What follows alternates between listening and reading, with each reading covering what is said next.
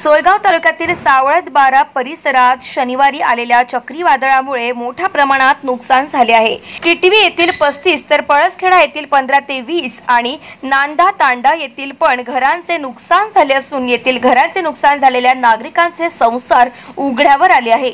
तर चक्रीवादळामुळे रोहित्र कोसळल्याने येथील गावांचा वीज पुरवठा खंडित झाला आहे। चक्रीवादळामुळे सुदैवाने जीवितहानी झालेली नसल्याची माहिती तालुका तहसील प्रशासनाने दिली आहे। दरम्यान महाविकास आघाडीचे जालना लोकसभा मतदारसंघ यांचे उमेदवार माननीय आमदार डॉक्टर कल्याण काळे यांनी गावातील नुकसानाची पाहणी केली असून नुकसानग्रस्त ग्रामस्थांना शासनाकडून मदत मिळावी यासाठीचे प्रयत्न आणि त्याचा पाठपुरावा करणार असल्याचे त्यांनी सांगितले आहे।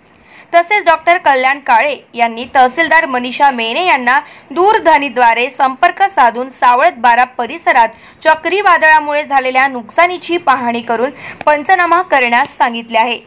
गाव माझा न्यूज साठी विजय चौधरी, सोयगाव, छत्रपती संभाजीनगर।